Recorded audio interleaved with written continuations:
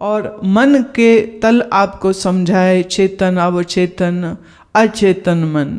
और मन के साथ बुद्धि है, मन के साथ चित्त है, मन के साथ अहंकार। एक ने पूछा ये सब अलग अलग होते हैं?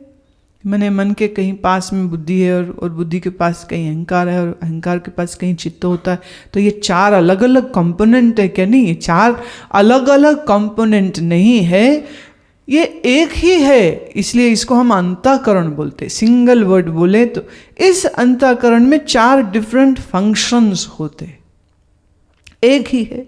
जब संकल्प करे तो मन, जब याद करे तो चित्त, जब निश्चय पे आ जाए तो उसी को हम बुद्धि कहते। और ये मैंने समझा है, ये अहंकार है तो एक ही, लेकिन उसकी फंक्शनैलिटी की वजह से उसका भेद हम समझाने के लिए बोलते। ऐसा नहीं कि मन ये है और बुद्धि है। जब मैंने कहा कि मन के अंदर जानने की, समझने की शक्ति कम होती है तो फिर बुद्धि कम होती है, वह भी बात तो वही है, लेकिन समझाने के लिए ऐसा डिवीजन जो है हम करके देते हैं। तो मन जो है ये पूर्णतः जड़ नहीं है, मुझ चेतन स्वरूप के साथ मिलके इसमें भी चैतन्यता आती है। इसलिए मैं जानता तो हूँ मन के जरिए, पर लगता यही है कि मन जान रहा है। ये मैंने समझाया तो पता चला, उसके पहले कह रहे थे मैं जान रहा है। अब मैं ये कह रही हूँ कि जानना अब भी मन के जरिए ही हो रहा है, लेकिन इस मन से मिलके यह जो मेरा जीवत्व है, जीव माने जब मैं मन के साथ मिलता हूँ तो मेरा ही नाम जीव है। ये जीव करता है, यही जीव भोगता है। अभी आपे करता भोगता थोड़ी होगा, मन है साथ में तभी तो। मन नहीं हो तो क्या, सारी मुसीबत तो मन की है, जीव की कोई मुसीबत नहीं है। जीव होता ही ना जब मन ना होता तो। मन सोचिए जैसे शीशा, आप शीशे के सामने खड़े हुए, आपकी रिफ्लेक्शन शीशे में बन गई, तो जब तक शीशा है तब तक रिफ्लेक्शन रहेगी, और शीशा तोड़ देवे तो फिर रिफ्लेक्शन नहीं दिखेगी। ऐसे ही जब तक मन है तब तक मैं जो मन में रिफ्लेक्ट होता हूं, छलकता हूं, तो मेरा ही नाम जीव हो जाता है, जिसे हम कह सकते हैं इम्प्योर सेल्फ और फॉल्स सेल्फ और रिफ्लेक्टेड सेल्फ, कोई शब्द दे लीजिए। अगर शीशा गंदा हो और उसमें क्रैक पड़े हों तो उसमें शक्ल कैसी दिखेगी? वैसी। और शीशा साफ हो, क्रैक नहीं हो तो शक्ल कैसी दिखेगी? जैसी है ना। अब भी क्या है, मन में अज्ञानता की कालिक है, मन में विक्षेप, फ्रस्ट्रेशन के क्रैक्स पड़ रखे हैं, इसलिए तुमको अपना आप वैसा ही दिखता है।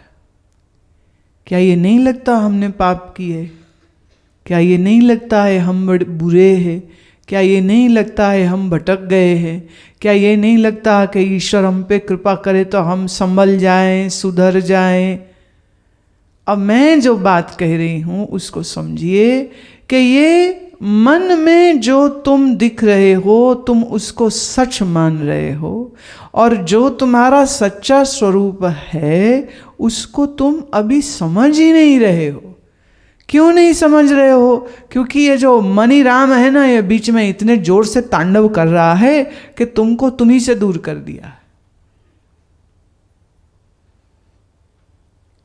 देखो, सुखमनी साहब में गुरुदेव कहते हैं कि तुम किसी जन्म में हाथी हुए, कभी घोड़े हुए, कभी कुछ हुए, कई जन्म पे कीट पतंगा, कई जन्म गज मीन कुरंगा, कभी मछली हुए, कभी हिरण हुए। अब जब मछली के शरीर में गए तो मानता था मैं मछली हूं, और हाथी के शरीर में जो जन्म हुआ तो जीव मानता है मैं हाथी हूं। आज मानव का शरीर है तो तुम मानते हो मैं मानव हूं। है तो ये बेवकूफी। जैसे जब तुम्हारा शरीर बच्चा था तो तुम बच्चे नहीं थे, फिर शरीर जवान हुआ तो तुम जवान नहीं हुए, फिर शरीर बुढ़ा हुआ तो तुम बुढ़े नहीं हुए। अब बात बड़ी आसान है, पर मन के उलझावों की वजह से इतनी सी बात भी समझ ही नहीं लगती। फिर शरीर मानता अपने आप, फिर भेजता है, पत्र भेजते हो, पूछते हो मुझे डर लगता है, क्यों? मुझे मरने से डर लगता है। तुमको तो ना कोई मार सका है ना मार सकेगा, ऐसी ढीठ हड्डी हो, काल भी तुम्हें मार नहीं सकता। परंतु शरीर के साथ जो मैंपन जोड़ रखा है, इसलिए शरीर की मृत्यु अपनी मृत्यु लगती है।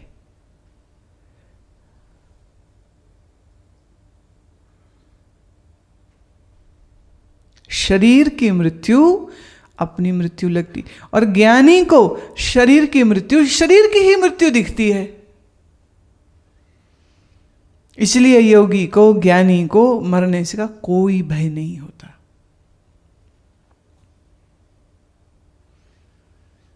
कितनी कहानियां हैं, मैं उस तरफ नहीं जाती, गुरुओं की, महात्माओं की, जहाँ बादशाहों ने, शहनशाहों ने उनको डराने की कोशिश करी कि मार देंगे तुम्हें, और फिर कहीं कहीं तो तलवार से गर्दन काट दी, कहीं फांसी में चढ़ा दिया, कहीं जहर पिला दिए।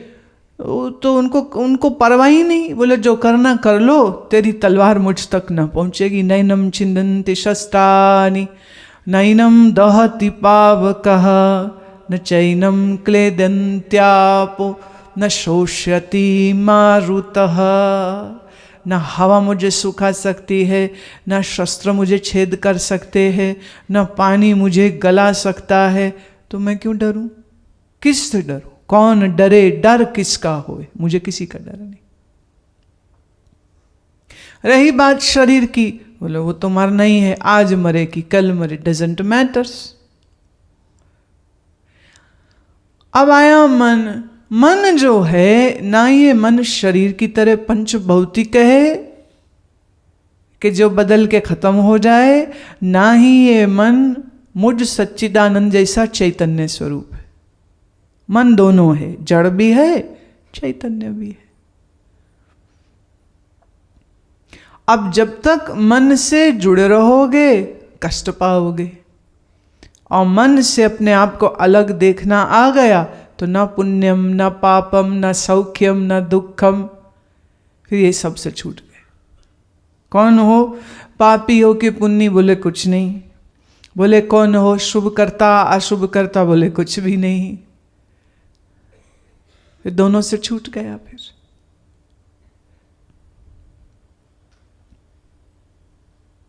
प्रश्न है खुशबू कुमारी का, मैं जानती हूँ कि ये पाप है, इसके बावजूद मैं उसको कर जाती हूँ, फिर थोड़ा पछतावा भी होता है, फिर भूल जाती हूँ, फिर वही करती हूँ जो मुझे नहीं करना चाहिए।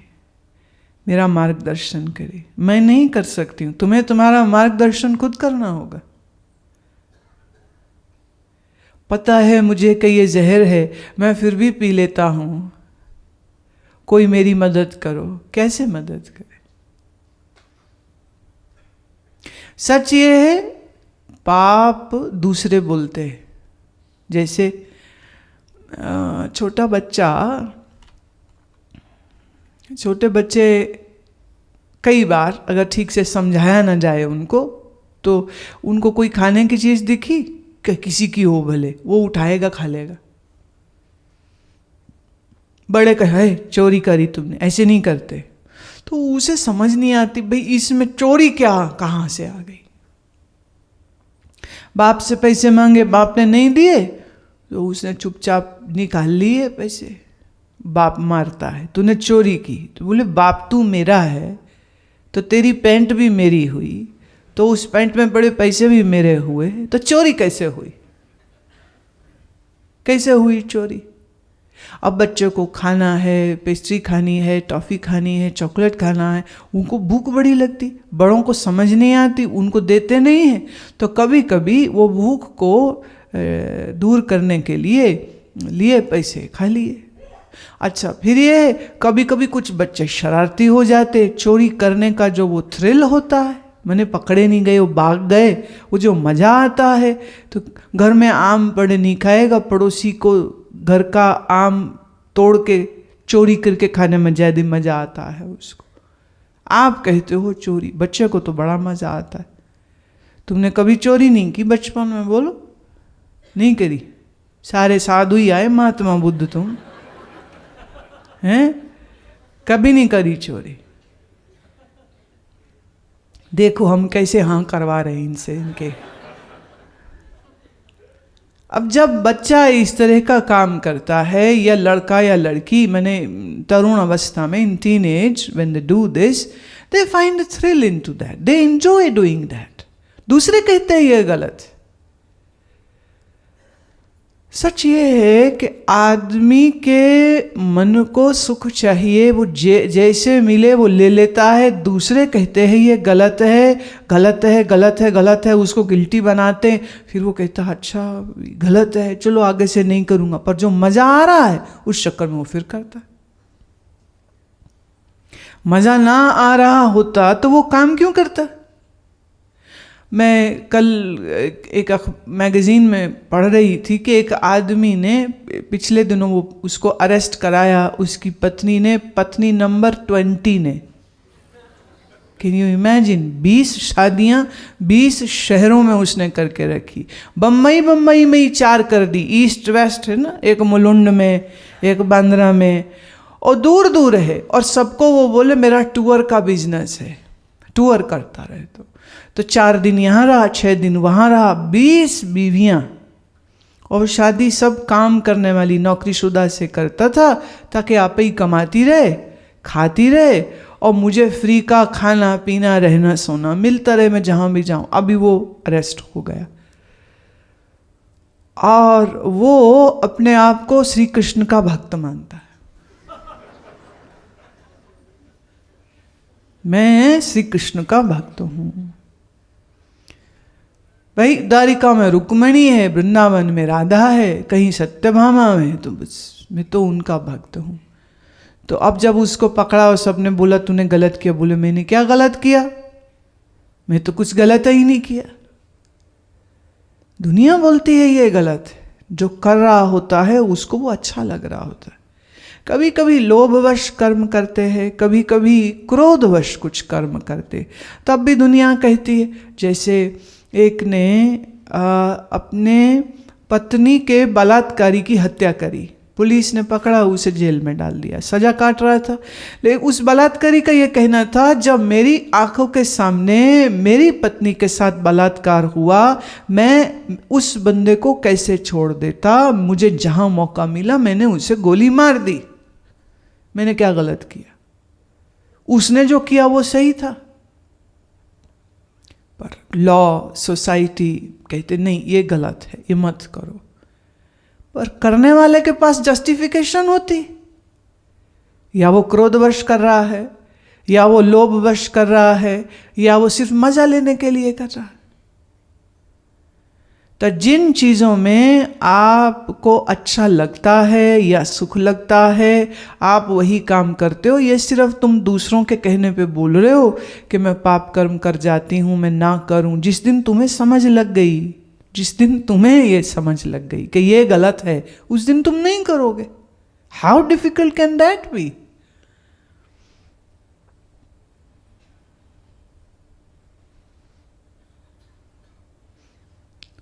दूसरे कहते हैं ये गलत है और दूसरे ही कहते हैं ये सही है।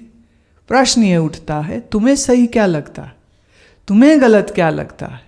अल्टीमेटली तुम अपने गुरु तुम ही हो, तुम किसी गुरु को नहीं मानते हो।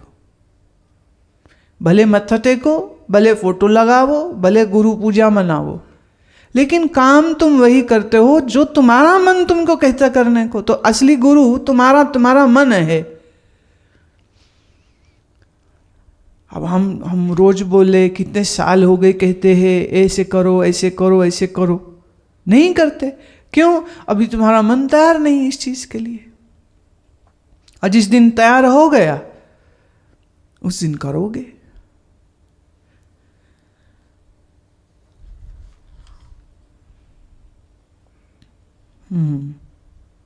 हेतल, मैं जब ध्यान में बैठती हूँ तो मेरा शरीर अपने आप हिलता है। तो ये जो चक्र होते हैं वो जागृत होते नहीं, चक्र वक्र कोई जागृत नहीं होते, वायु का विकार है। आपको वात जब बिगड़ती है ना किसी की, तब उस समय पर जरा सा भी टिकना मुश्किल हो जाता है, मन हिल रहा है अंदर और शरीर अस्वस्थ। ये शरीर के अस्वस्थ की निशानी होती। ये एक बात बड़े अच्छे समझ लेना।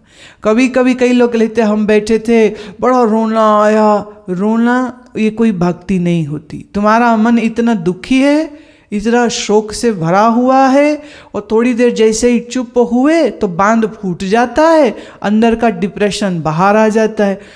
और लोग कई एक सोचते हैं कि भाई हमें तो बड़ा वैराग हो गया, बड़ा रोना आता है। वो घर के दुख है निकल रहे वहाँ पर। वो शायर कहते हैं ना, तेरी मोहब्बत के बहाने और कई गम निकले, ये एक गम क्या मिला, संग साथ कई और गम निकले। वो वही बात होती। अच्छा, ये हम कई बार ना, जैसे कोई बैठे, अब एक तो है कि वास्तव में मस्ती आई तो वो झूम रहा था, तो ये ऐसा सुन रखा है, ऐसा पढ़ रखा है, तो हमने करी ना आंख बंद, तो हमने जो कुछ देखा सुना ना उसको तुरंत अपने ऊपर अप्लाई कर लेते। अब ये लिख रही हैं चक्कर है जो जाग जाते। चक्कर कौन से होते? चक्कर कई चक्कर पड़ा हुआ आजकल।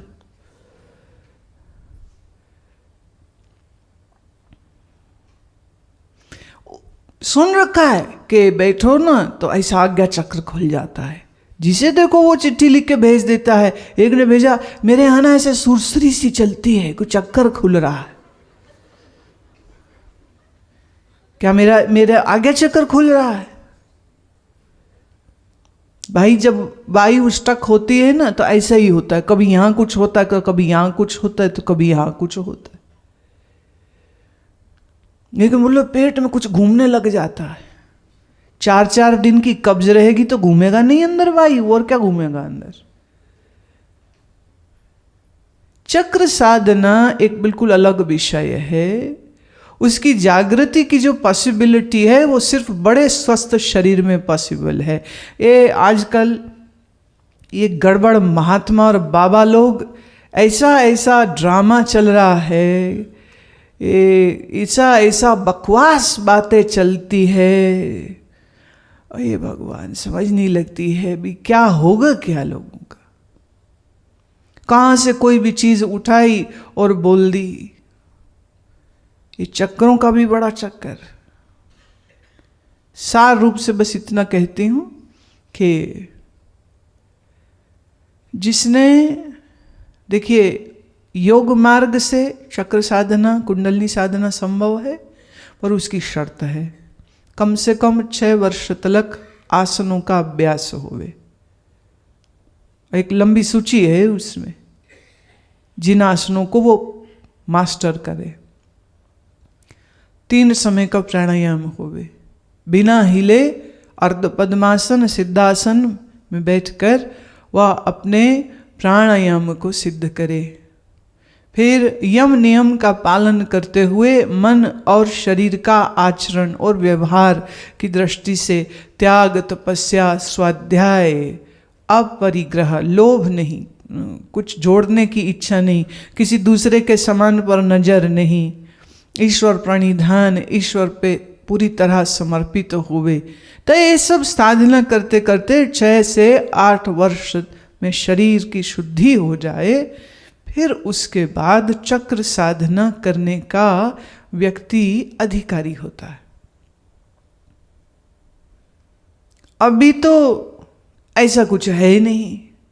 और तुम लोगों ने जो बातें सुन रखी हैं कि फलां बाबा जी ने कहा, हमने आंख से देखा और चक्कर खोल दिए, और कोई बोलता है हमने ये अमुक कौन सा यज्ञ कराएंगे, कौन सा मंत्र कराएंगे, पारद शिवलिंग पर हम पूजा कराएंगे, शक्ति साधना कराएंगे, और बस सब चक्र खुल जाएंगे, कुंडलिनी जग जाएगी, तुम ही ईश्वर हो जाओगे।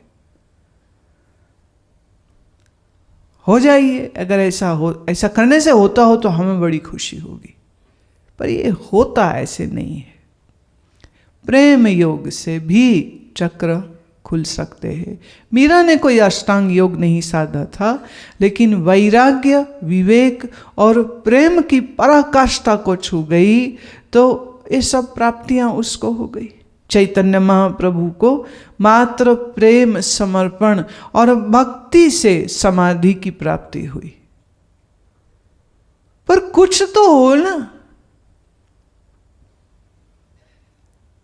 शरीर रोगी में ये कुछ नहीं होता।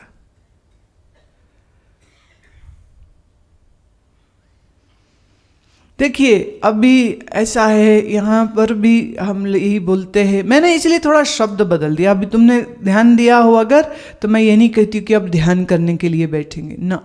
मैं आजकल बोल रही हूँ अब अभ्यास करने के लिए बैठेंगे, या मैं कहती हूँ अब हम प्राणायाम करने के लिए बैठेंगे। मैं ध्यान शब्द इसीलिए काट रही हूँ क्योंकि तुम लोगों ने समझ लिया है आंख बंद करके थोड़ा सांस अंदर बाहर करो तो ये हो गया ध्यान। ये ध्यान नहीं है। या मैं बोलती हूँ कि आजकल मैं ये कहती हूँ कि अब हम मंत्र साधना करने के लिए बैठेंगे। मैं तो बोल ही नहीं रही हूँ कि ध्यान करने के लिए बैठेंगे।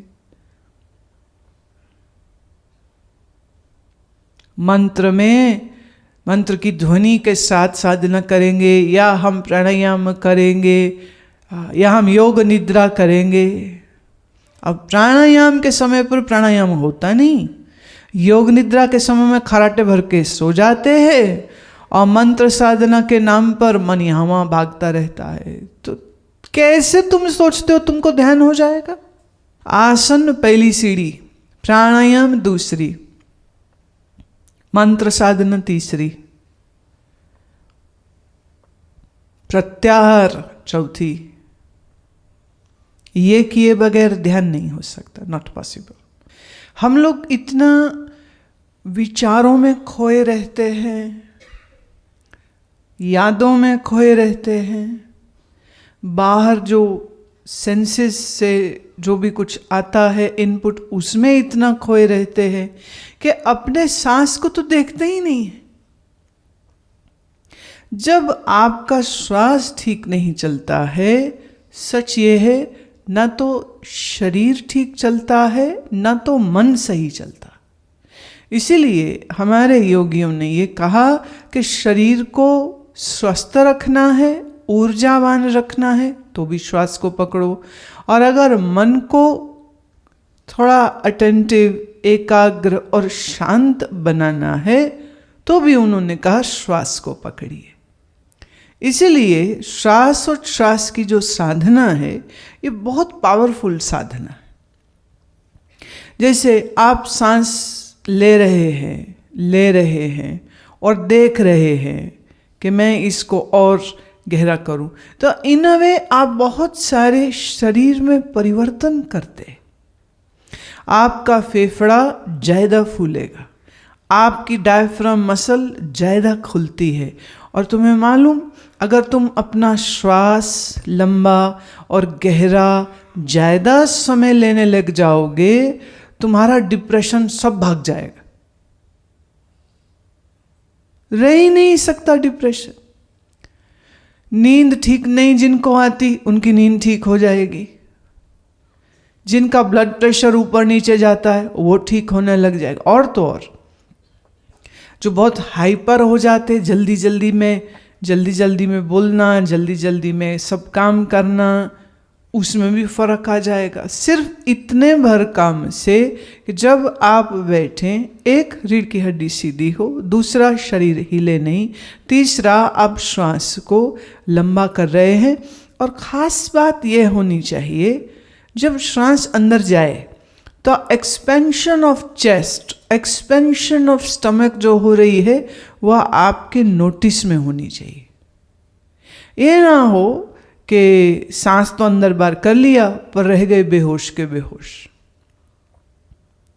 जब आप अपनी सांस पर एकाग्र होने लग जाएंगे तो क्या होगा? विचार कम होने लग जाएंगे। विचार कम होने का मतलब विकल्प भी कम होने लग जाएंगे। इसका मतलब क्या? अब बीच बीच में कुछ पुरानी याद आ सकती है, बीच बीच में कुछ आगे का ख्याल, मान लो फिर घूम फिर के आ गया, तो उस समय सतर्क रहने का है कि ये मन फिर आया, मन से लड़ाई नहीं करनी, बस इतना ही कहना, अभी तो मैं श्वास देख रहा हूं, तुझे बाद में देखूंगा। Thank you very much for information. आप जब किसी बड़े बिजनेसमैन को देखें, सरकारी ऑफिसर को देखें, तो उसका सेक्रेटरी हमेशा साथ होता है ना, जो डायरी मेंटेन रखता है कि आपने इतने बजे ये मीटिंग, इतने बजे वो मीटिंग, इतने बजे लंच है, इतने बजे ये करना है। वो सेक्रेटरी सब हिसाब रखता है, वो बॉस को कुछ नहीं पता, वो याद कराए और बॉस वैसा कर ले। सेक्रेटरी का काम ये है। अब हम परमात्मा स्वरूप, परमात्मा के बच्चे हैं, तो हम भी तो छोटे नहीं ना, इसीलिए भगवान ने हमको ये मन रूपी सेक्रेटरी दे दिया। मन का क्या काम है? सब हिसाब रखता है, कब क्या करना, कब क्या नहीं करना। देखो, तुम्हारा मन अगर भूल ही जाए कि तुम्हारा घर कहाँ है, तो जाओगे कहाँ? यही भूल जाए कि तुम्हारी बीवी कौन है, यही भूल जाए तुम्हारा घर वाला, तुम्हारे बच्चे कौन है, ये सब कौन याद रखता है? मन ही तो याद रखता है। मन बड़े काम की चीज। बस मुश्किल ये है जब हम मन को अपने ऊपर हावी होने देते हैं, तब हम गलतियां करते हैं। क्यों? मन बेलगाम घोड़ा है, फिर कहीं भी दौड़े, like a wild horse, it is going to trample you under its feet. अब मन की मर्जियां ना चलें।